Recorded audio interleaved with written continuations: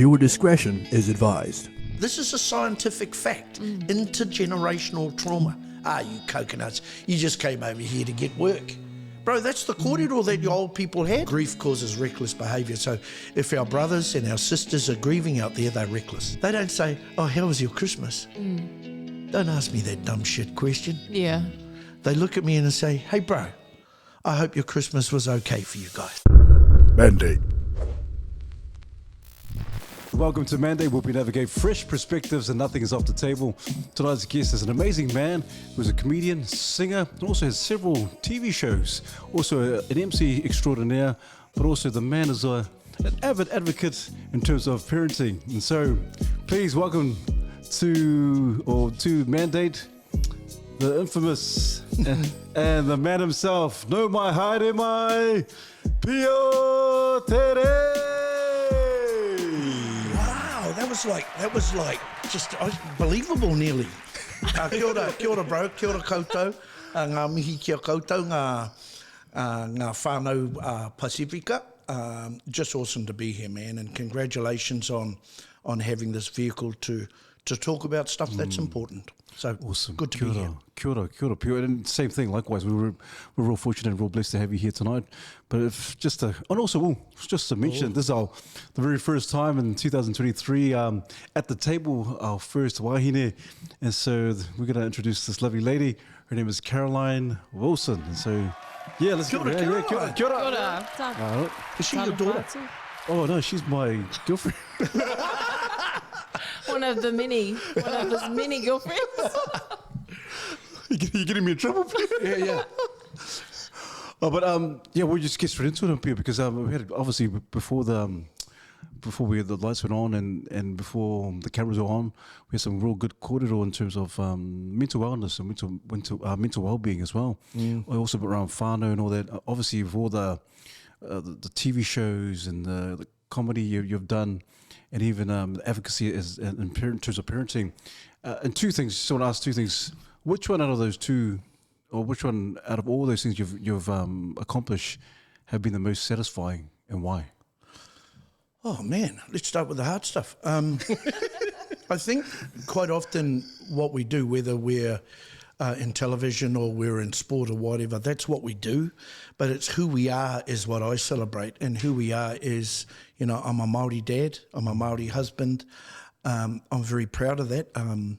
I don't believe I'm better than anybody else, but I'm just as good as anybody else who walks this planet, So, the TV stuff is cool, and your personal flavour is in that sort of stuff, and it's brown, and it's to be celebrated, like so many beautiful things that our whānau, our wider whānau, our Māori and Pacific whānau bring to this country.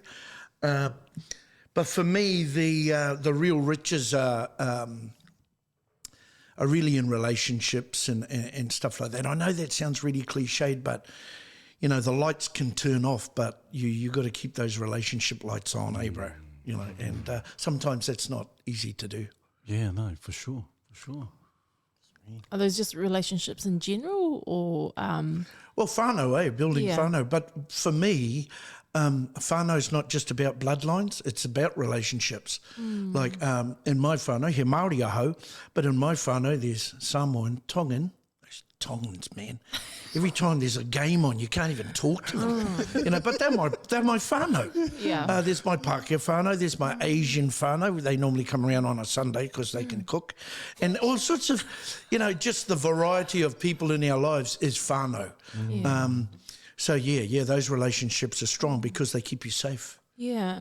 And you reckon that's like for men in general as well? Only because from a female context, whānau definitely important, but I noticed as I've gotten older, those female connections are also really important, and you totally of lose track of them in your 20s and 30s, but in your 40s when your kids are growing up, got a bit of time now, it's like, where are those girls? Where are they? I is it the same think for men? I think, to be honest, we are very, very different. And I'm honoured to be on this podcast where you are the first wahine here. But we're very different. So my wife will have a half-hour conversation with a woman she had coffee with yesterday, right? I'll have a 2-minute conversation with a fella I played rugby league with in 1992. Okay, so we are different. Yeah. Our love languages are different. Okay, so my wife's love language is words. Oh, hello, son, you look fantastic today. A lot of men's love language is acts of service. So we won't say anything, but we'll come and help you paint your fence. Yeah. We'll come and help put a hangi or umu down. And if we don't understand each other's love language, how do we connect? What are they? Like for people who are listening. Yeah, love language is touch is a big one. For my dad used to just hug me, and he was such a strong man. I think he broke a couple of ribs, but he hugged me because touching was important to him. Where some people don't like to be touched. Okay, if you're a father of daughters, you make sure that you learn how to hug your daughter and kiss your daughter like a father does. Because that means that young lady will know what respectful physical contact looks like, and she doesn't have to go anywhere else to get it. She get it from her dad, which is that respectful touch. Wow. Words are important. And we were talking about it before, bro. A lot of men aren't talking as much, and we were talking about the fact that, bro, we come from some of the greatest orators in the world, Pacific people, our stories, our navigation. We didn't send each other email, bro, he kōrero. So they'd stand up and talk. I'm doing a lot of talking, aren't I? No, that's good. It's good. I like it. Yeah. So words are really important. So my wife, luckiest woman in New Zealand, but if she got a birthday card from somebody, I know you're going to laugh, boys, she actually reads the card. Who does that? I just look at the price and go, oh, yeah, whatever. What's the present? Just give it away secrets. But, so words are important to her. Yeah. So Yeah. I can build my wife up by saying, you're the most awesome woman I know. I really love the way you look after my whānau when they turn up in 2 buses from up north. Or I can cut her down by saying words that aren't good. So there's, what have I said? Touch. Words of affirmation. Words of affirmation, you know it. Acts of service. Time is a biggie. And that's a big one that we're time poor, eh? Like, oh, man, and I'll talk about my dad a lot because he's the sort of man that I would like to be one day. He was just a good guy, and he was a physically hard man, but never to us. Never to us. And I said, Dad, because we all came through rugby league and martial arts. I had a black belt in Egg Foo Yong. And I said, Dad, why did you never hit us? He says, why would I hit you? He said, why would I hit you? I says, you're a gift from the gods, boy. Wow. So different world, Wow. eh? But it was the settlers that came and taught us how to, who showed us a different way. Yeah. Yeah, and we won't get into that. And there's another, I think my other love language is free food. So thanks for the chips. Sorry, I'm rabbiting on, but it's a good map, eh? Yeah. Because I think love language is quite foreign to our people. Yep. And the more we talk about it, and if we did more workshops around it, man, how much more our people will be enriched by this understanding of that we all love different and we all receive love different, and that it just takes a card to pamper up our wives. How long you don't have to How sleep long with- did it take you to figure that out? Oh man, it was probably my 8th year into marriage until someone showed us what the love languages were, and but I think there's probably a form if you look back in traditional Pacifica life. So if it's acts of service, it was there. You can't survive in the village without helping one another, right? Yeah. If it's quality time, man, your people, our people, sat on the mat, that was quality time. Yeah. You know. Yeah. So all those love languages were possibly always a part of who we are as Pacific peoples, but they become diluted, in a modern world. Do you think you have different love languages for different relationships, like different people? I think that the template covers everybody. Okay. So, so it could be, Yeah, like personality types and things like that, Yeah, what's my love language? Words and acts of service. Yeah. Okay. So I'll talk about helping you. Bro, I'll be there. I think we're related, bro. Yeah. Bro, can you give me a hand? Can I give you a hand? When Saturday, yeah, nah. So what would be your love language? I think. Oh, sorry. I know you would know. I think words of affirmation would be mine. Yeah, I agree. And acts of service. I think. Yeah. What's Caroline's? I think acts of service. Yeah. Yeah, definitely. Yeah. You know, I've only just met you I met you today. Yeah. But you know, you're a person who's been motivated by something that's happened in your life, and you're acting as to provide a service for people who can benefit from it, which I think's awesome. And that's our way. Yeah. Yeah. It's not them and us; it's us, cuz. Yeah. I totally agree. Because what do you think, Pio? Because obviously we talked on earlier about talking and having the kōrero, and our ancestors back in the days, they were orators, they would talk, and freedom of speech, and they would just freely be able to speak. But nowadays, in terms of our men and even some of our women, what do you think is some of the dilemma that some of us, as to why we don't speak or why we can't express ourselves, and all this stuff in terms of mental wellness and anxiety, depression? What do you think? That's kind of really made things like kind of grow, and just it's out there so much. I think one of the things, when you compare to traditional times, we were in environments where it was comfortable to talk, and your opinion mattered. Now that's not guaranteed to a lot of people today. Should I say this here? Will I make a fool of myself? There's all these pressures. Plus, I hated this. That's a strong word. Anyway, I'll say it again. I hated this kaupapa of this Kiwi macho attitude.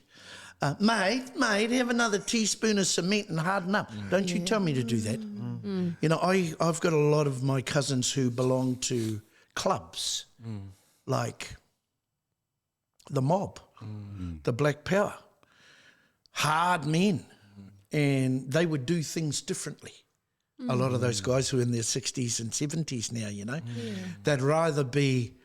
So with my sons, 3 beautiful sons, I never told them to harden up. I says, always be strong. Be strong in your mana, be strong in who you are, look after our name, and be strong, you know, like. That's powerful. Yeah, and it is. And, you know, because I love rugby, I love rugby league, I love boxing, I love netball. And I just look at these athletes and I go, you guys aren't out of control hard. You guys are just beautiful, strong, disciplined people who are really good at what you do, man. That's cool. And a lot of our whānau, ainga, sit in those chairs. They sit at the table. You know, imagine an All Black team without, you know, Samoans, Tongans, Fijians and Māori. Imagine. Yeah. You can't have just 2 in a team. But, you know, so, yeah, I don't know if that's answered your question, but I think that whole thing about being hard is really overrated. I think about being strong. And the other thing is, bro, like, if you've got sons or daughters and you want them to have a warrior spirit, have you guys got sons? Okay, because this is, you know, even though you're here. Yes. Okay, you got sons, okay.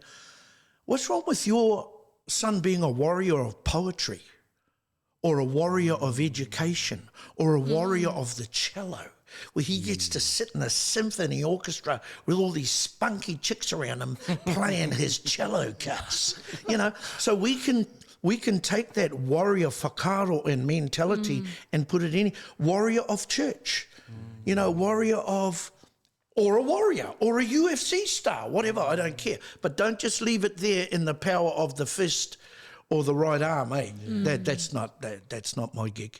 Yeah. It's powerful. Because you're right. Powerful, it It's a is. whakaaro, isn't it? It's a Yeah, spirit. be a warrior of all things. Yeah, that's cool. Yeah. Pio, for a lot of our audience, they would know you as the entertainer. We've seen you a lot, and especially after Bully T. James death, and there was you on our screens, and you brought a lot of laughter, and you were in that space for a long time, and some of our audience will be buzzing up to know that you're on the show. But then on your later part of years, what are you doing now? Like, there's this new work that you're doing. It's funny that you should bring Māori comedy up.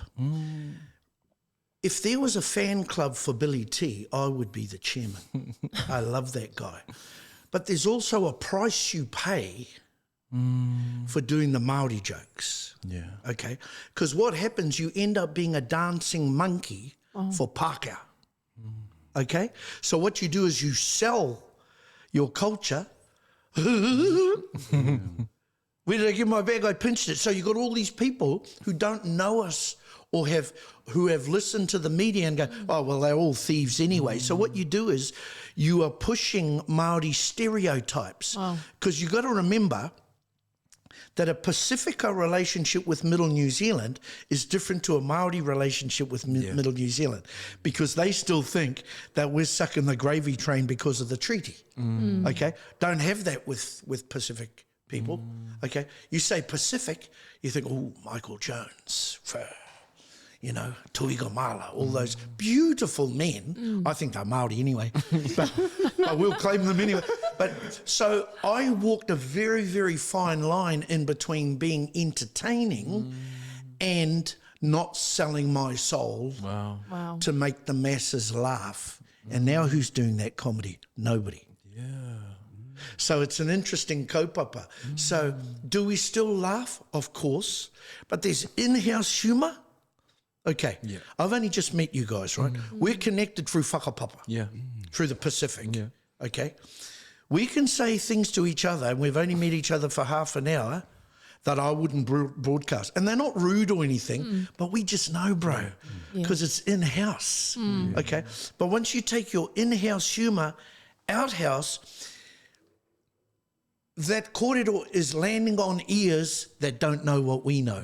Yeah. Okay, so it's a really, really tricky environment. So I stayed away from and people would say, oh, you weren't as funny as Billy. And I says, no, I was. I just wasn't as popular. And they don't worry me, cuz. It don't worry me. So being Māori, you know, I remember, because a lot of my whānau are Pākehā, you see, and they go, bro, why don't you get a bit more like Billy? And I says, you know what I should do? I should take the piss, right? I'll take the piss out of the All Black jersey, right? Well, it all goes quiet, you see. He says, you can't do that, bro. The All Black jersey's sacred. And I said, what? And my Māoriness isn't. Wow. See how it lands, bro? Yeah. I says, don't take the piss out of me. And that All Black jersey, I love that All Black jersey, but it was invented by a Pom who didn't know how to play soccer, picked up the ball, took off, and you fellas adopted it. And I love the game, and the game's good for our people. But don't tell me, you know, that I should sacrifice my taha Samoa, my taha Nui, my taha Indian. You know, a lot of our Indian brothers and sisters, they've been on the back of jokes, all, you know, those curry muncher jokes and the dot in the middle of your head. You touch my head, watch out. And I'm old. But you know what I mean? Sorry, I get passionate about this stuff. It's good. I love it. Because it's about our identity, and we should never sell out. But we should also know our identity, because that's where our turbo strength is, eh? But how did you do it, Pio? I mean, how did you, like, obviously with Billy T, big fan of Billy T. Me too. Okay, but how did you know, like, no, there's a fine line, I just can't cross that. This is my people, tangata whenua. Well, Billy wasn't brought up by Māori. Wow. He was adopted by Pākehā. Oh, wow. Yeah. Didn't know that. And all the stuff that he learnt were Pākehā jokes translated into Māori. There's no new jokes, bro. You know, so yeah. My mother had, we loved our mother. We had to put her on a pedestal. Well, we had to keep away from our father. She had 13 kids. Well, that's an English joke from Wales. Yeah. And so, but that's the beauty of Māori and Pacifica. We can grab stuff. I still love Billy, and I think he was good for this nation, but he wasn't always good for Māori because it affects our brand, right? Yeah. So you can be called a Māori or you can be called a Hori. You can be called a Samoan or you can be called a coconut. Yeah. Okay? Yeah. So Stuff, who broadcast the Herald and stuff, have just put out an apology of 40 years of racist portrayal of Māori people, okay? So that means if Māori were Coca-Cola, or Samoan, let's talk about you, bro. If Samoan was Coca-Cola and your brand was getting abused and mistreated every day, those solicitors at Coca-Cola said, whoa, you can't do that. But we just had to take it. Yeah. If you know what I mean? Yeah. It's interesting, bro? So, so I love diversity. I'm in the people business. I'm curious about people who are not like me, okay? Because that's when you become a life learner. So if you're a Māori man or a Samoan man and you have the gift of curiosity, you're going to be a life learner. And our people were. And when I say our people, I'm talking, we're all children of the Pacific, bro. Yeah, for sure. Hey, Aotearoa wasn't discovered by a Māori. Discovered by a Pacific Islander. Yeah. Hey, Yeah. I should get that Curious, T-shirt, eh? Curious and explorers. Yeah. Yeah. And then I'll go up north and take that off. So anyway, I think those things for me have helped me through some really tough mental battles. Knowing who I am and celebrating who I am, not with arrogance, with humility. Because to me, that's a real man. Don't go beating your chest, bro, because somebody's going to beat it harder, you know. But I think my taha Māori and my love for this country and for the people in it has given me strength to go through some pretty tough times. Yeah, pretty tough. And still going through it. Yeah, that's awesome. Yeah. And it is just hearing you, because I know you're very passionate about diversity and also about the different cultures, more so your Māori culture. Because it was it always the case in the beginning, Pio, for you, that your identity as a Māori? Yeah. Or was it just something like you just kind of... Well, I was brought up by old people, eh? I was in the first reo class, go the Westies, at Rutherford High School. Yeah. Shout out to Rutherford. Yeah, go the Westies, that's us. We had a fellow called Dennis Williams, and he, when I was in the third form, I think he'd just left school, and he captained the Kiwis. And you know that Sean Johnson fella, who's an amazing talent, this fella Dennis Williams would run rings around him. Samoan Pākehā, bro. He went to the local boxing club and knocked out just this basic talent, eh? And knocked out the Auckland champ. One of our greatest. So they are our heroes. But anyway, we were in the first Te Reo Māori class in 1975 when the reo was being dug up again. Not dug up, revived. And there were 5 in our class. My cousin, who was a Tuala. Oh. Yeah, Tuala. Tuala married into our Māori clan. A Māori wahine who made a lot of money out of making 10-pin bowling things, alleys. A Pākehā fella, skinny Pākehā fella, beautiful guy who'd bring asparagus rolls for lunch, which was pathetic. I'd bring half a pig's head. Me and this Māori girl. And I saw this Māori girl. I'm 65 now, bro. And I saw this Māori girl in the Koru Club. And she goes, Pio Terei, you haven't done bad, have you? And I says, no, I've done all right. I says, you haven't done bad either. She goes, I've done all right. She's the Governor General.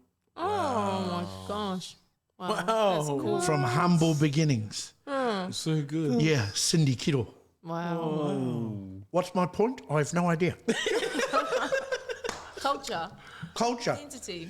And surrounding yourself with people that can inspire you and give you strength. You know, people are a bit like elevators. You jump in the elevator, it's either going to go up or go down. So, you know, it's really important that our kids learn to get in the elevator that's going up. And if their mates are gone down, get them to get in with you. You don't just wave and say, you're on your way, cuzzy. No, encourage them to go up as well. So the people that we hang with as men, as everybody, are really important to have that support, eh? Yeah. But we've got to talk to each other. That's cool. Spot on, man. Oh, before I go back to your time as, you know, being on TV, what's your new line of work like? I'm still making television for Māori television. I've just come back from Hawaii. I'm so flashed. Sorry about it. Sorry about it. Be humble, man. I was in Waikiki last week and Is that where you were? looking at palm trees. And so a lot of this, the game's changed, you see, bro. And bro-S, sorry. and now people are interested in Indigenous stuff. Yeah. So our whānau in Hawaii, who hongi, by the way. They hongi, bro. Rarotonga hongi. Wow. You know, they call it pā ihu. Pā is to touch and ihu is your nose. And as you can tell, I've got quite a serious one here. But they're looking at Indigenous tourism because they've been smashed by America. Okay, and we got to do it like this, and you got to do it like this, and there's surfboards and bikinis everywhere. But they're realising that their point of difference is their Hawaiianness, and they're the ones who are qualified to tell their stories and all the rest of it. So there's a lot of television like that. I'm also doing a show called Whānau Whenua, which is looking at people who have had enough of the big city and they've gone back and building on land. And so that show helps them navigate through the legalities of land. But a lot of my work is corporate hosting because a lot of corporates in this country want a Māori flavour to the hosting because they're starting to stand in that space or lean into that space, you know. So I've got a gig coming up in Waitangi where I'm talking to all these CEOs, some of them anti-Māori. Mate, done all that Māori language on TV and, you know, and I just laugh and say, bro, it is difficult to learn 2 languages. You do have to have an IQ. And they don't like it, eh? You know, one of my best friends is the Mad Butcher and he says, mate, I rang that Moana Jackson Sheila up there, you know, and she did the answer phone thing and it was all in bloody Maori. And I didn't know what she was saying. And I said, whoa. What do you think she was saying? Yeah. When you ring somebody and they leave a message, do you think they're talking about how to make fried bread or palasami? They're saying, leave a message.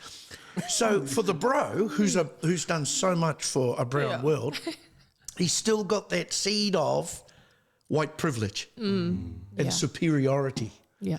And that doesn't bode well for a proper relationship, eh? Yeah. But yeah, I'm really busy, man, and I'm doing podcasts with probably some of the most talented people in New Zealand right here, right now. Oh, man. Man. She promised crayfish. I said it in Samoan, you interpreted that. But yeah, so busy and our parenting stuff, and I reckon I reckon we need. Our waka is not quite on course. Okay. And our waka of men, we got the power, but we're in choppy seas and we just got to pull the nose around a little bit. And the answers to navigate that are old answers and old behaviour.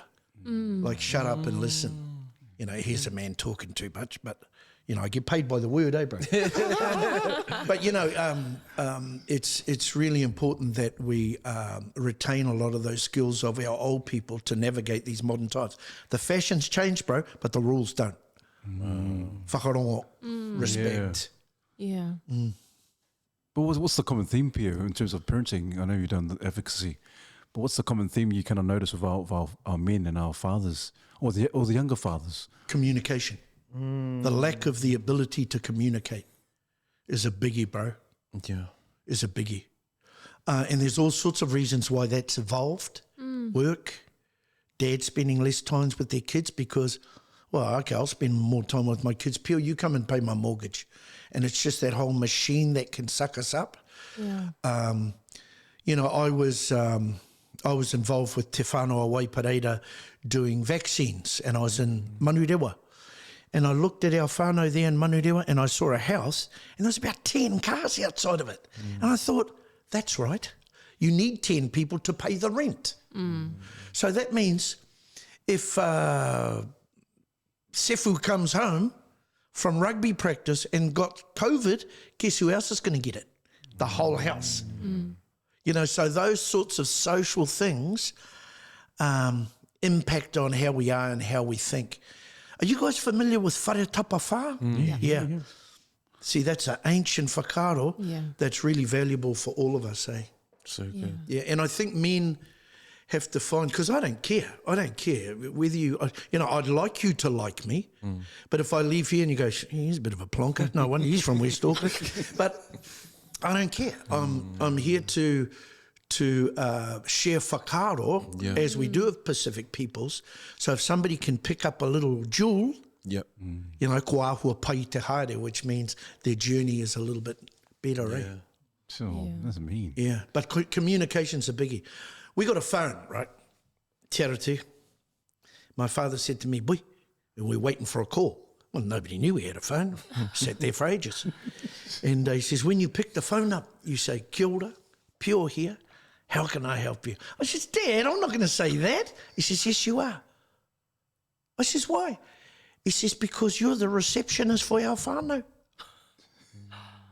Now, you listen to that old Māori fella, and then he compared it to the karanga on the marae. When you get called into a marae, that's the first impression. Hey, so I've got nieces who have got law degrees coming out their ears. I ring them out, hi, and I just hang up. I ring back because I haven't got a proper job. I've got time. Pick the phone, hi. Wow. Don't grunt to me on the phone. That's the mana of your whānau. And people think I'm a little old-fashioned, which I am. That's good. But if your child picks up the phone and says, talofa, how can I help you? Yeah, who's, oh, g'day, auntie, how are you? And engage at that level because that's the culture of your house. Bro, she's already up here, eh? Up here in the whānau. So giving our kids, switching their switches on so that becomes a part of our home culture is a good thing. Yeah. Is a good thing. But as parents, we got to know where the switches are and how to switch them on. That's cool, man. I'm going to change my voice message now. Change the way you instead of Hey! Yeah, I rang you before, mate. I was the guy who hung up. But that's, you can't just, you know, when you look at our open, you just can't walk in and go, Yeah. Hey, You get a clip because under you're in somebody else's funny. Now, they may be old things, but those things are transferable to the boardroom of Fonterra. Yeah. And it's those things that we should give our kids. And you know what that does? It gives them a place, it gives them a space, and it gives them self-esteem. So when the dark times come, that's their muscle. No, dad's there, mum's there. You know, they love me. I belong to the, who have Whetisi Mani, we were talking about Mum May Owen. I belong to that whānau. They love me and I can do this. That's awesome. But lonely if you can't say those things. yeah. Wow. What are some other, you know, we call it old-fashioned, but what are some values that are missing today that other than communication, respect? Yeah, I mean, there's just those basic ones. And we, Māori or Pacific people, don't have a monopoly on those things. These are human traits that guide us. See, what happened with when we came to Auckland from, we all went to church, right? We hardly go to Māori church participation has dropped off hugely. Because we went to church to worship, but we also went to church to see people who were like us. Okay, yeah. Sound familiar? Yeah. And you know, the Parenting Place is a Christian-based organisation, And I just love the values of those things. Grace, I love competition, but all those things. I don't know. I think, how are we going to have better communication when all our kids do is talk to their phone? So how do we, we got some big challenges, bro. And as dads and mums, this is normally a male forum, sis, but we've got a big job to, you don't take your phone off your kid and go, get off the phone. You actually have to come up with something else that's better than the phone for them to go to. Say, bro, put that down for a while. I'm going to show you how the master of the 3-pointer basketball shot is done by this Māori fella here, bro. I could have been NBA, mate. So you got to develop some and you go, nah, Dad, I'll just, no, you got to see this, bro. It's just, hold my phone, Michael Jordan's calling. So you got to have some imagination to turn our kids on, But don't just take the phone. Why would you take the phone and leave a vacuum? Find something else that's interactive and positive. So all those sorts of things are, I think, helpful to battle the beast that's in front of us, That's awesome. That's the 8:03 to Suva. Just flying over there. Bulla. But mental health. 6 years ago, I lost my 17-year-old son to cancer. I stood at the black door. I stood at the black door because I didn't have anywhere to go. If I had that harden up attitude, I would have fallen, bro. And then I met this Māori fella who spent 20 years, he's a minister, who spent 20 years working with the notorious chapter of the mongrel mob in prison. And I was having a coffee in one of those marae cups that you can actually see through the cup, but it's not glass. They're really good. You can throw them at a wall. They won't break. I've tried it. And I had coffee in there, and I was at the angry stage of my grief. This is a minister of the church, and I want to use words to him like whakatane or whakarewarewa without the last bit, But I respect who he is. And he said, you're like, and my coffee was black. He says, you're like that coffee, Pio? What, Brazilian? No. You're dark. And he just picked up the cup, went over to the sink, turned the tap on, and he just put the cup there, and the water kept going in until what happens? It goes clear. Wow. Ko mara mane. And he says, you have to surround yourself with intelligent aroha. Wow. How's that for wisdom? And that's what I did to get me out of the trauma of losing my son. It's the worst thing. And other people out there, people who are listening, they've had this. They've had this grief. And then I was talking to one of my mates, one of my bestie Pākehā wahine mates, and I told her the story, and she says, Pio, don't forget, and you got to hear this one, cuzzies, grief causes reckless behaviour. Yeah, I've been reckless. I've been drinking a bit, not now, but when we lost Taina, too many bottles of wine, telling people to piss off, angry, and I'm sitting in red brain. Yeah. And red brain, your cognitive thinking is that of a 10 to a 12-year-old. So, and then I thought, if grief causes reckless behaviour, what if there's a whole race of people grieving because of the trauma handed down by colonisation? Yeah. Is that the face of us as men? That we've been battered and it's been handed. Yeah. This is a scientific fact. Intergenerational trauma. You coconuts, you just came over here to get work. Bro, that's the kōrero that your old people had. Yeah. And even my Samoan whānau, they were told, stay away from Māori, they're mongrels. So all those sorts of things were governed to us by a third party that didn't know us. So true. So grief causes reckless behaviour. So if our brothers and our sisters are grieving out there, they're reckless. Yeah. You know, so recognizing and owning different stages of behavior and grief are really important, because we can get out of it, but it just won't go away. You have to be active, bro? And that's what I was. I surrounded myself with the right people, and a lot of my mates are Christian, and I've had huge debates about God, about the fact that my son's 17. All those sorts of things. But you know what, bro? They're good debates. They're respectful debates, and they're intelligent debates.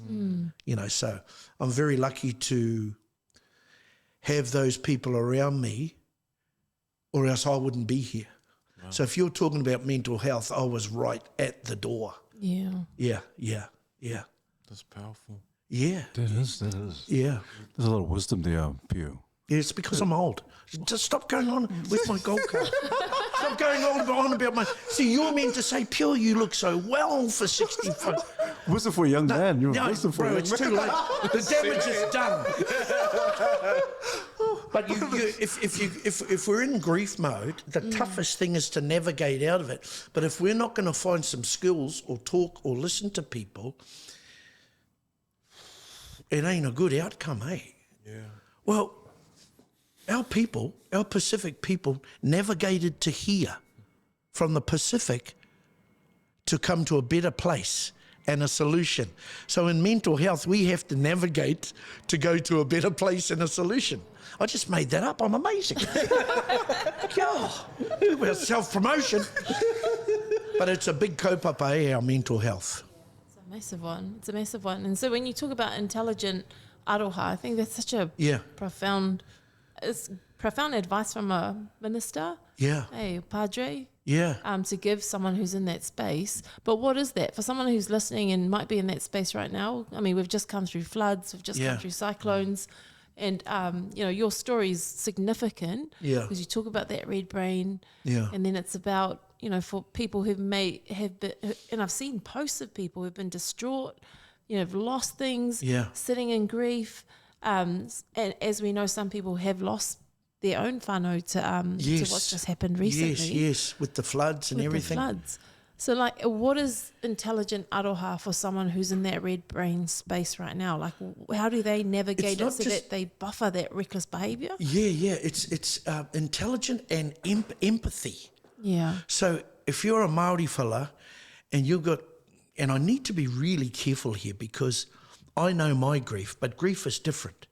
So for me to talk about our whānau down there who are struggling, shoveling crap out of their houses, we need to be very careful because we're not in those shoes, or in this case, in those gumboots. Yeah. But if you're Māori and you're going to go to that marae, you're going to get the empathy and the aroha that's going to help you through it. Yeah. You know, with my young fella, with Taina, he organised Christmas. The tree would go up at the 1st of December. He'd do the invitation list. He'd scratch people off if they didn't bring the right food. One of his aunties was meant to bring raw fish, and she bought a punnet of raw fish. She ain't coming back next year.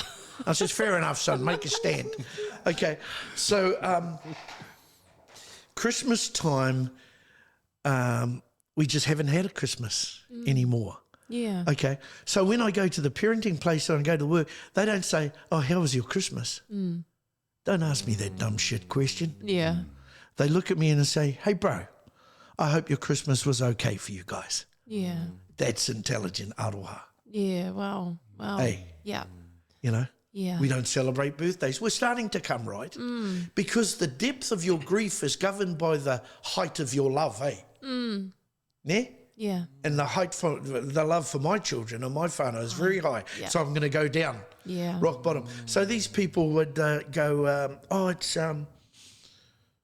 you know, Taina's birthday, you know, and they know because they've made a mark on the records. It's Pio's birthday, it's Debbie's birthday, it's Taina's birthday, all the boys' birthday. And my CEO, who's a mate of mine, I'll just wait for this plane to go past. Mind you, it is good to see that tourism is back. Hawaii 301. Not the day before my son's birthday, a week before, and he says, oh, next week, bro, if you want to take that day off, don't worry about coming in. Cool. That's intelligent aroha. Yeah. And I'll always come in because I don't want to miss out. you know, and they're good people. But the aroha was he knew, Yeah. the mamae, eh? Yeah. And that's how we have to behave as real men, in my opinion, to everybody else. Yeah. Is to have that that caring. See, when Māori went to war, because we're a bit like the Scottish, we're clans people, so we like to fight each other, right? And I always quote that famous Māori rugby player, Michael Jones. Stop it. Cousin to Stacey Jones. No, he's not. But no relation to Shane Jones. So you meet Michael Jones, right? Okay. He's apparently Samoan. But he's a Westie. His mother was beautiful, actually. I remember that woman. Stunning woman. Anyway. Kia ora, bro. I'll see him, you know, Sir Michael. Eh? Oh, kia ora, Pio. How's the hell? Yeah, everything, you okay, bro? And he's just like this gentle wimp, the way he talks, eh? Even though he blocks out the sun. But when he crosses the line on the rugby field, he turns on the warrior button, right? Cool. And becomes the warrior. And I've had, I had a conversation with a guy called Nick Farr Jones, who's one of Australia's greatest rugby players. He says, when Michael Jones first came on the scene, I came around the side of the scrum, and he says, all I saw was this huge brown wall, and I was stunned for 15 minutes while I was still playing. That was Michael Jones. My point is, as Māori and as men, we do need to be warriors. But at home, we don't. Even our old people, 500 years ago, 200 years ago, when the settlers came here, the British were quite disgusted in the way Māori men behaved, because they'd carry the babies and they'd play with the kids, and there was no violence there at all. Until we had to go to war, we crossed the line. What I'm saying is, in male society today, the line has been fudged. Don't cross the line, cuss. You know, and if you're going to go to the office or go and drive your truck or go to whatever, then you be a warrior in that space. But when we come home, we can leave that stuff over there, eh? But we still have to be firm, you know. Did that make sense? Oh, man, absolutely. Yeah. Because all my whānau are warriors, but they're warriors of many different things, eh? Yeah.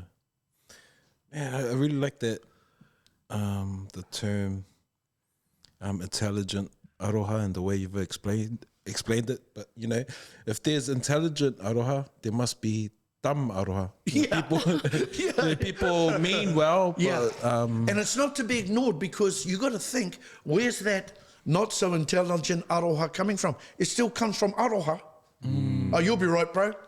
Tell me I'll be all right. You don't know. You're not standing in these shoes. No, you'll come right, bro. Yeah. You know, you'll move on. Yeah, Don't that's tell me to move on, because I'm still in angry mode. I'm still in red brain. So even though they're showing their aroha for you, do you know what aroha means? The actual translation?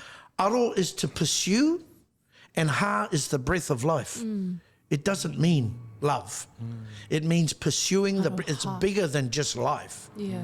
So aroha to us in this forum here is actually to... Someone else going to Hawaii. Yeah, somebody else going to Hawaii. Hang loose. Oh, hello. Yeah.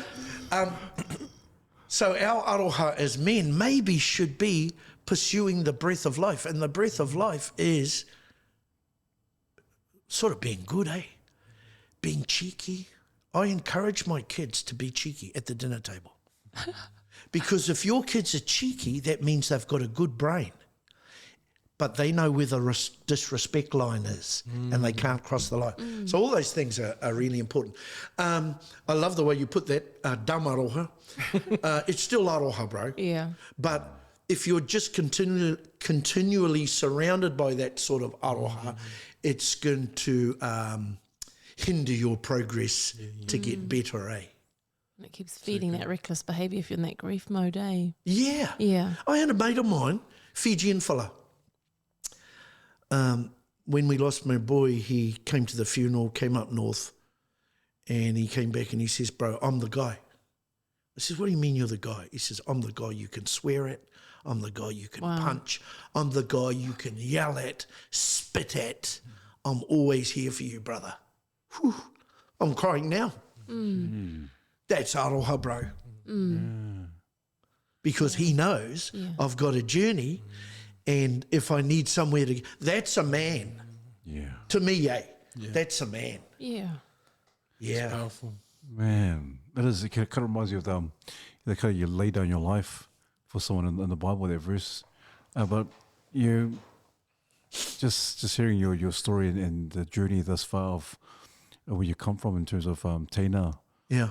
Man, it is powerful. It's powerful, Pio. Yeah. Because we talked about early on, men don't talk about this kind of stuff. Or don't want to share these kind of things. I'd rather cry than die, cuz. Hey, I'd rather have a good tonguey. Because we're, you know, I'm sure all of us brown fellas, we got a bit of Italian in it, eh? We laugh hard, we fight hard, we cry hard. We got lots of kids, so something else is there too. You know, you know what I mean? Yeah. But don't tell me that showing emotion is weakness. Tēnā whakaaro. Hara no tātou tēnā whakaaro. That thought is not from us. That's from another place. It's called the stiff upper lip. It's a Western concept, eh? Yeah. We cry out our tangi. We don't hold the tears back. Yeah. You know, we cry for our people.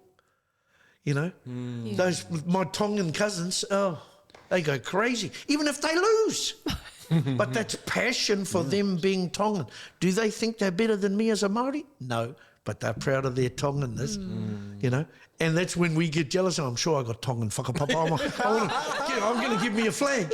Yeah. But that's about unity, and that's Aroha, eh? Yeah. Yeah. So, yeah. And I really feel for...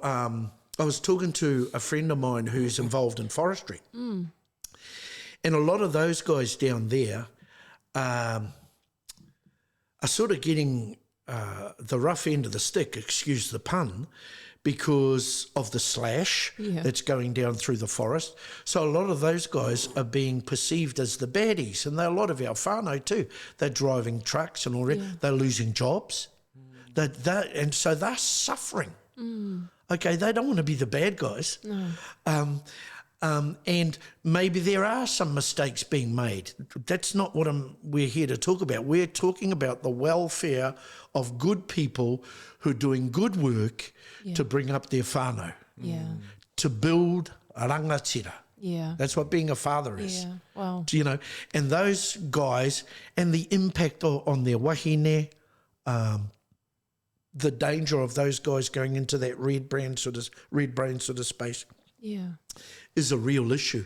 Yeah. So, you know, we hope that we can make sure they surround themselves with the right sort of support. And these sorts of conversations are great. Yeah. Because, bro, that's us. Whether you're the TV guy or the truck driver guy, you know, we're still a Māori guy from West Auckland or a Samoan guy from South Side. That's us. Yeah. And we all want the same things, really. Yeah. For the Warriors to make the top 8. Hey man, he was just saying, how come there's no Warriors pictures here? Come on, you guys. Gotta get Ali up there. But and just thinking about our whānau down there that are really straight. Because what happens, it's a bit like the war in the Ukraine. Media. Concern, and then it dies off. We can't forget about our whānau down there who are going through these tough times because they'll be going through the different cycles of grief. Yeah. You know, stunned, mortified, now angry. Yeah. Or, you know, I'm not saying that those are the stages, but they're going through those and we need to be there. Yeah. You know, at the right time when it suits them. Yeah. Not to rush in on our white horse, not that I've got a white horse. I've got a Toyota.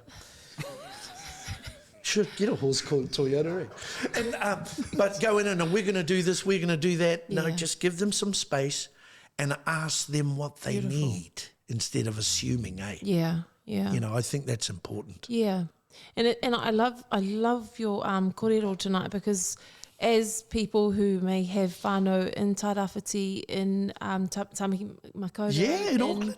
Hawke's Bay, Yeah. as people who have families there and in forestry specifically, Yeah. I'm sure people are wondering, well, what can I do? Yeah. And so you bringing up intelligent aroha, and I love the meaning, pursuit of life. Yeah. I love the meaning of what that means. And so for everyone who might be sitting there going, how do I help? Yeah. How do I contribute?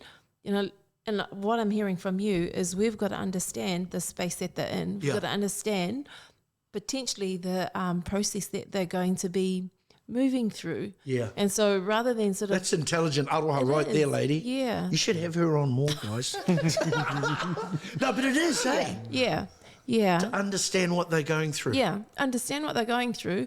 And like your mates who know on Christmas what to ask you, Yeah. who know that at the peak of your grief, Yeah. at the very peak of your grief, or at the or even at some of the troughs, I'm here as a punching bag. Yeah. You need anything, I'm here. Yeah. Like this is what we need to be providing people, is giving them a call. Hey, Not and knowing that they're not alone, and knowing that Yeah. we have the Aroha and the science yeah, to get through this. Mm. When I talk about the science, I'm talking about the mental science, the Yeah. way our brain works. Yeah. So that you can own your emotions. Okay, I feel like crap. Okay, own that, bro. Well, Yeah. I don't want to feel like crap. Well, own it for now. So we'll put that over there so we can decrap you and, and move on to the next stage. Because sometimes our head, there's just so many different things flying around, it gets untidy Yeah. and you can't tidy up. But you say, okay, this has happened. Okay, our house is gone. yeah, Because that's a reality for some people. Our Pākehā whānau down there, there's guys down there whose great-grandfather broke that land, made orchards. It's not just us as Māori, made orchards, have worked that land, have created income for that community, have employed our whānau, yeah, all gone. yeah, What, is my pain more than their Pākehā fella? Oh, no. We got to look after the bro. yeah, yeah. Hey, Yeah. and show him the aroha just because he's a fellow human being. I don't Yeah. care who he is, But those processes, I think you did right. And but we can't sit on our chuff. We have to, I read stuff. I watched my family grieve in different ways. So those guys, those forestry guys who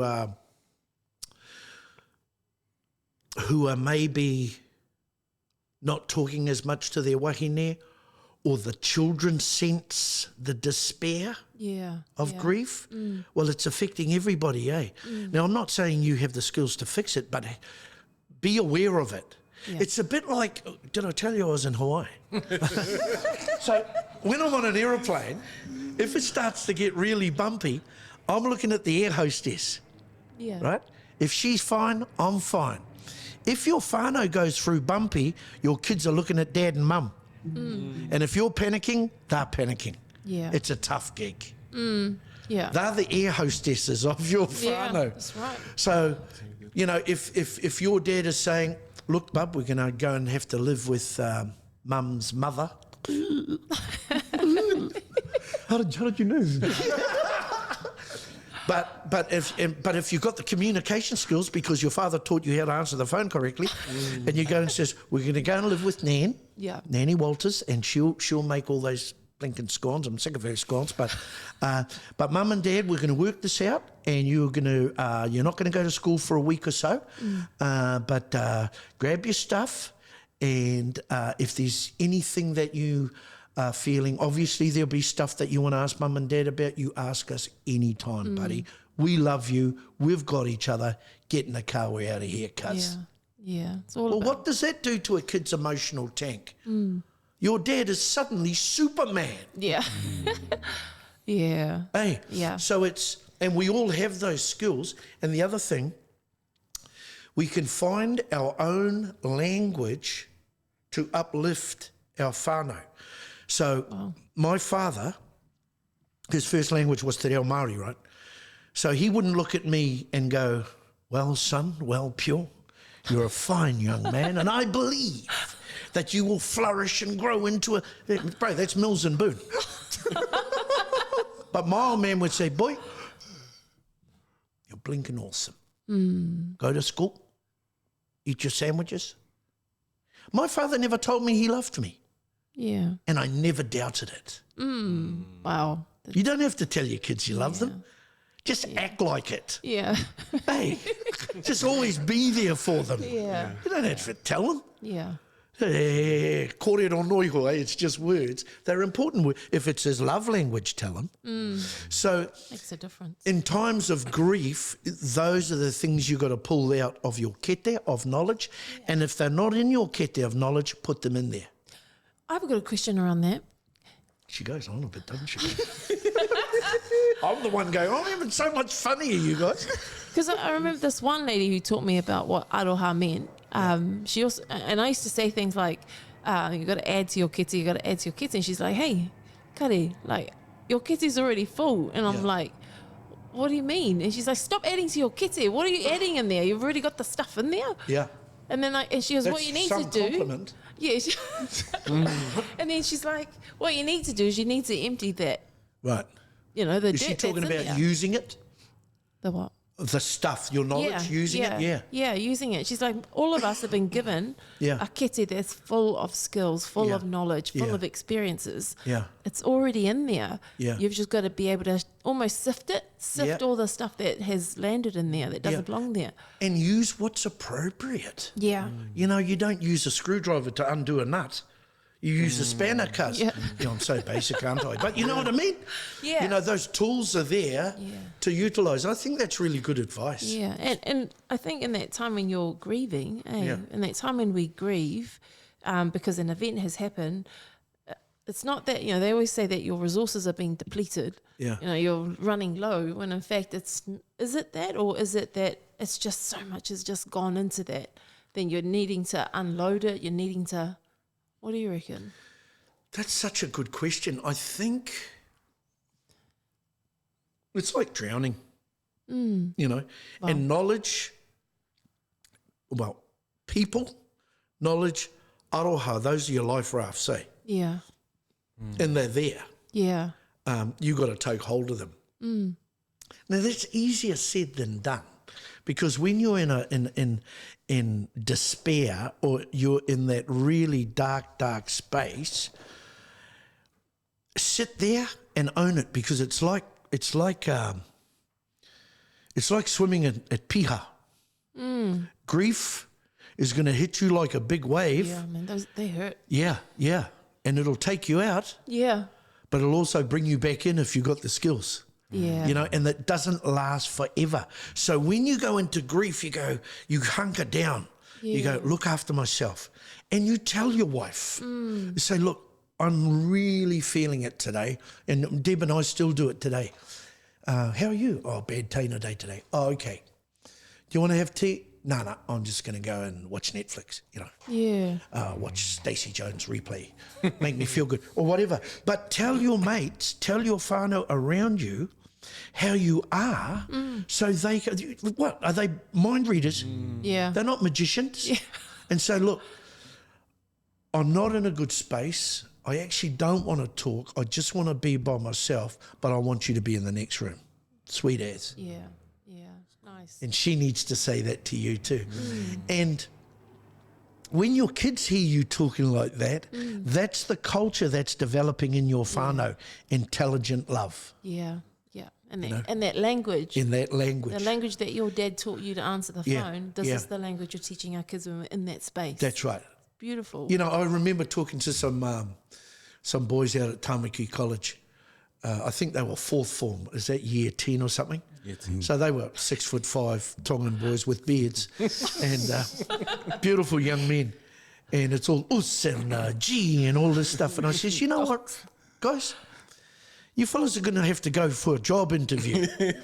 And I'm not sure Mr. Us or whatever is going to be the CEO of that particular job. And they go, oh, but Pio, that's who we are. And I says, yeah, bro. But it's a dumb man that can only wear one jacket. So you put that jacket on for you and your bros, because we were the same. Yeah. But where's your other jacket?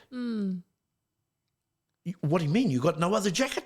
You know what I'm talking about, eh? So it says, okay, every day you come in with a new word, okay? So it might be, your mate might be Danny, okay? Danny the Togan or whatever. Yeah. And you might come in and, Danny, how are you this morning? You're looking rather salubrious. You're starting to stitch your new jacket. Yeah, mean. Hey, very good. Give you new tools. You know, I bumped into this. He's a Niuean doctor, and I always see him on TV. And anybody who's brown and a medical doctor, I'm going, oh, that's us, you know? And I bumped into him at the Koru Lounge. Did I tell you I went to Hawaii? I was going to Hawaii. And he was a fan because I did a fishing show in Niue, and I was eating all the onga and stuff, you know, the coconut crab and stuff. And he's a doctor. So what's he? He's a warrior of medicine. You know, so it still comes back to that kete, eh? So don't, you know, those hardcase Māori fellas who drink beer out of big bottles and drive a truck. No, bro, I drink Pinot Gris and I own 10 trucks. Which I don't. Yeah. But you know what I mean, eh? Don't put me in that box, cuz. Yeah. You know, don't put our kids in that box. So good. Yeah. I talk a lot. I'm sorry. I love it. No, man. Oh, man, It's beautiful. Yeah. Taglines and So nuances. yeah, man. I Like you like said. I'd rather cry Then than die. die. Yeah, It's yeah. powerful. But the language you've coined together tonight is powerful. Yeah. It's very powerful. And it's language that we need to share and people need to take on board. But you're right, this is where we get stuck in our grief or in our times of distress. Yeah. Is our language goes out the window. Yeah. Totally out the window. Because you go to red brain, you see. Yeah. So if you look at the great Māori Kung Fu legend, Bruce Rangi Lee, he never fought unless he was in green brain.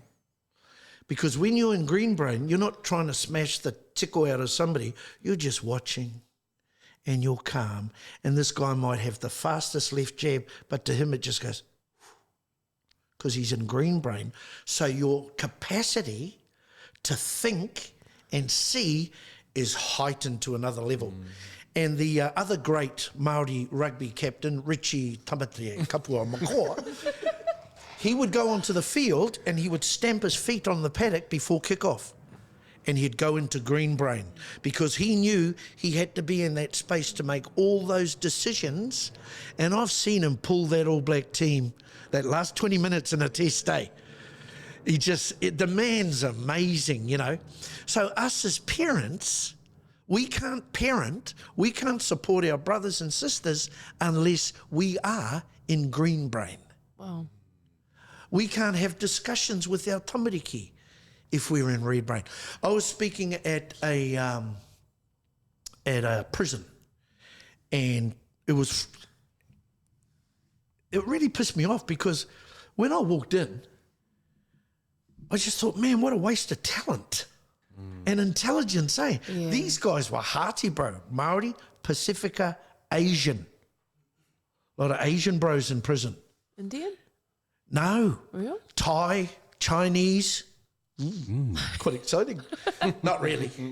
So I started talking about red brain and green brain, and I'm watching these fellas listen to me, and they never understood that about temper and rage and losing the plot and making dumb decisions and mixing red brain with alcohol or dope or drugs, and how qualified are you then to make a decision that can affect the journey of your family? You're not qualified at all, bro.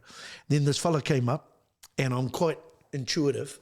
I'm thinking, this guy's probably mongrel mob. He had a huge bulldog tattooed on his face. You know, it's intuition, bro. Let me guess. And he goes, Pio. I says, what? Because I don't care. Because when you've had such deep grief, what are you going to do? You can't hurt me more than I've been hurt. Yeah. I'm not scared of anything. You know, that's the gold jewel that my baby gave me. Wow. The turbocharge he gave me, eh? And he says, bro, that red brain shit, bro. I says, yeah. And he says, I just realised. I says, what? He says, I've never been out of red brain. Wow. Oh, I nearly cried, eh? Far out. He's never been out of red brain. I says, do you think you were born bad, bro? You were tamariki. Tama is child. Ariki is God. Wow. So tamariki means a gift from God. Yeah. You're the same as me. But I was spoilt by people who loved me and you didn't have that. Okay. So he found his whānau in gang life. And I said, bro, how old are you? And he says, 41 or whatever. I says, how long you got? And he says, probably another 5 years. He says, oh, yeah, well, I hope it works out for you. I says, by the way, if you had to get 30 guys to an address in West Auckland from here in prison, how long? 30 minutes. I says, wow, see, you're an events coordinator. I love that. So, Love and he that. just looked at me and says, are you an egg? But what I'm saying is, your brain, even though you've used it in the past for negative stuff, it's the same template that you can use for positive stuff. So if you went and you became a member of your local church or local marae, you can use those skills to paint the bloody building or, whatever, eh? So the art of switching people's switches on, especially our children and our bros, our mates who don't want to talk, remembering a lot of our bros don't want to talk. They're just shy. They're highly intelligent people. But talk's not just that from comes out to here. If he turns up for a conversation, he's talking. His presence, he kōrero tērā. Yeah. Hey, he's turned up. Yeah. So that means he needs something and he thinks that we may have it for him. So we got to be there for him, eh? Yeah. How do you switch from red to green? I heard you say a couple of things that some of those other Māori greats do. Oh, So if you find your own thing, but quite often, so if you were my son, and I'd be very proud, you're a fine looking man, bro. If you were my son and you really pissed me off and I was in red brain, I got to go, you know what? I'm going to send myself to my room because I'm not very happy with you, boy. And if I start talking now, one of us is going to get hurt and it won't be me.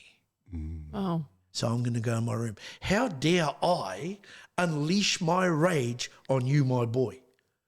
How dare I do that? Wow. That's bullshit, man. Yeah.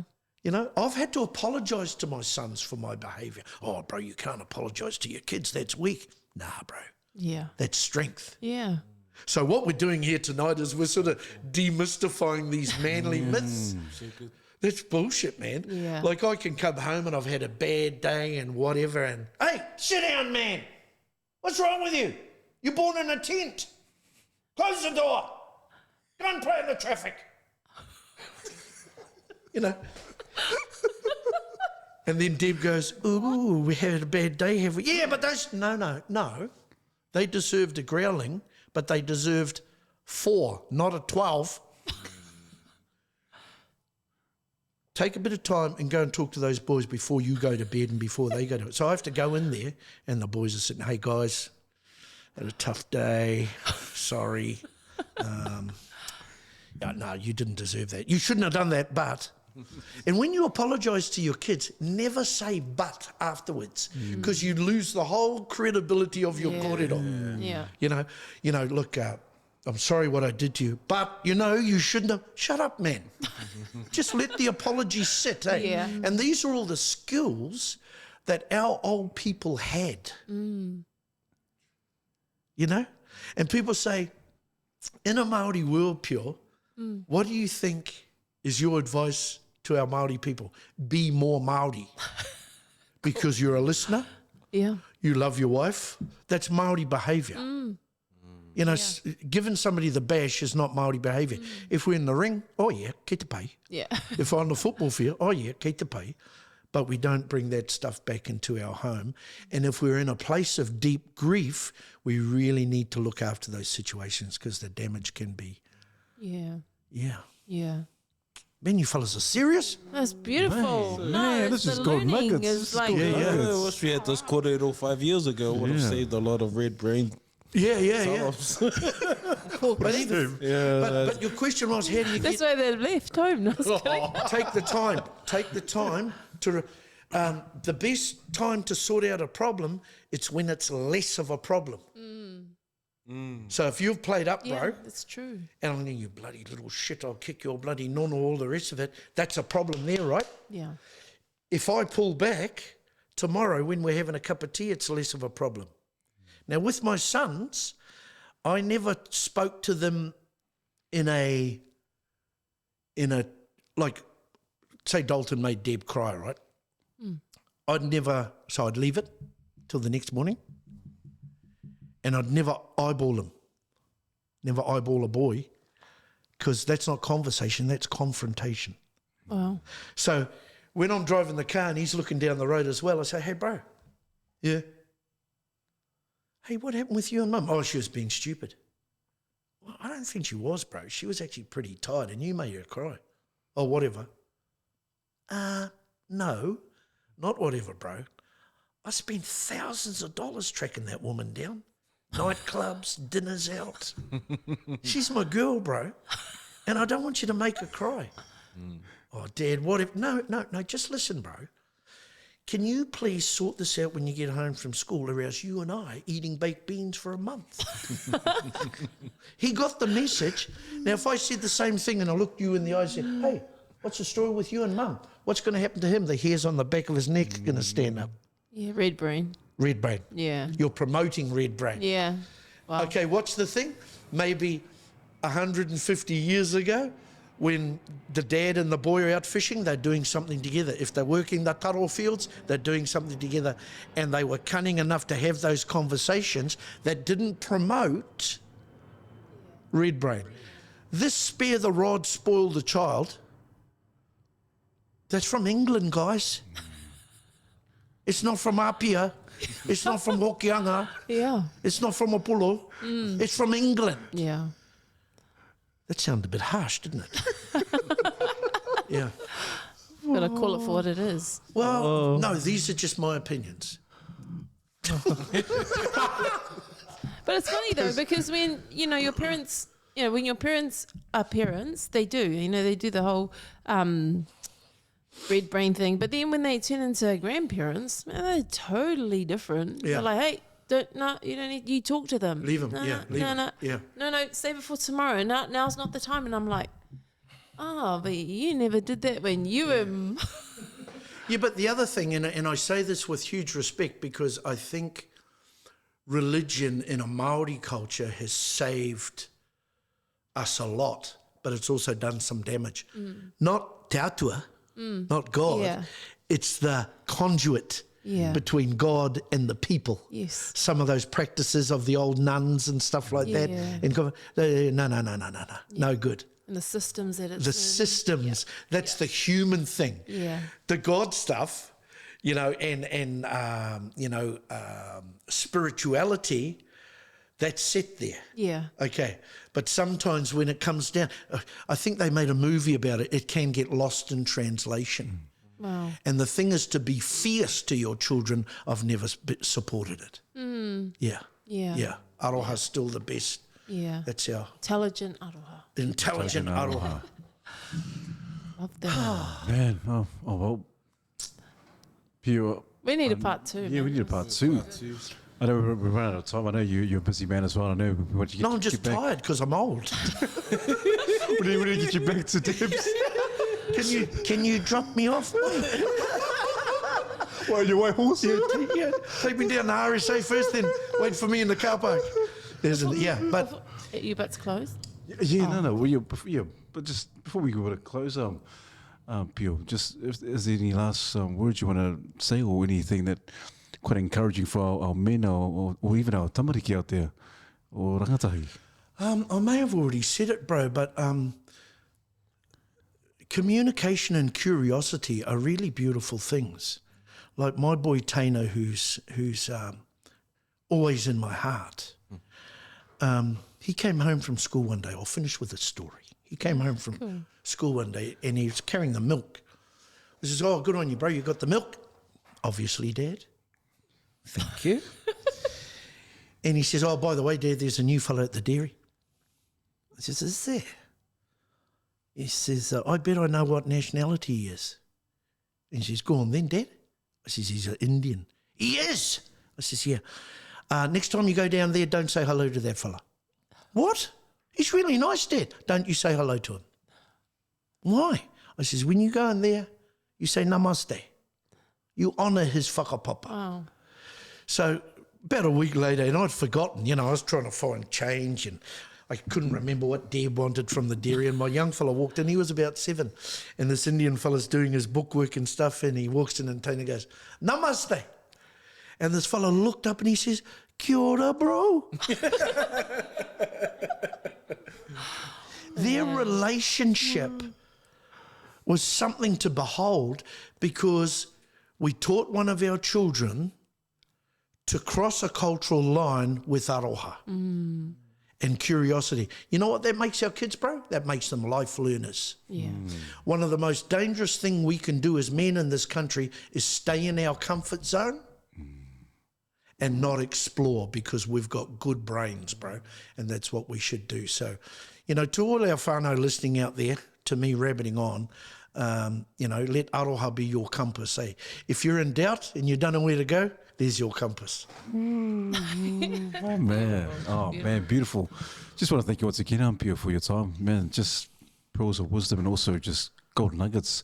But is there anyone you can think of, Pio, in terms of that would be good to come on the podcast? Oh, so what? You're pitching for somebody else now? Other than you? Other than you, Patu. Yeah, so thanks very much for coming, Phil. Now, Later, Bo.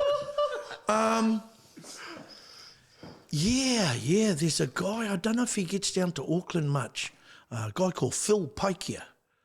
Write his name down, it's probably recorded. Phil Paikia lives in Whangarei. You got my deets. And he's ex-Black Power. Oh, wow. And he's been through it. He's been through the mill, and he's qualified to talk about anger. He's qualified to talk about being the hard man and all that stuff. But now his whole life's been turned around. So people like him are good to talk to. I'll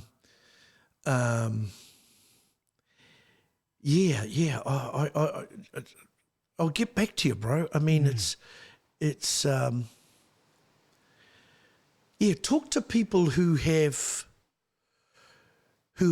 journeys that can bring something to the table for our listeners, who have had journeys, who haven't been in the comfort zone. One of the most amazing people I ever spoke to was Tamieti. When he shot the flag at Waitangi, you don't shoot a flag, bro. That's like a felony.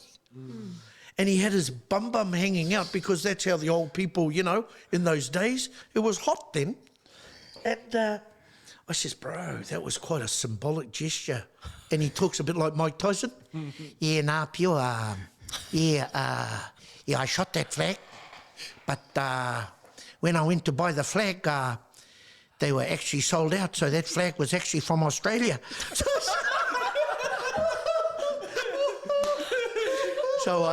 So they can't lock me up here, but I'm not that welcome in Australia, bro. But what an intelligent man. And now you've got to remember that those guys who fought for change and fought for things, remember, if you're a Pākehā and you fight for something, you're called a lobbyist.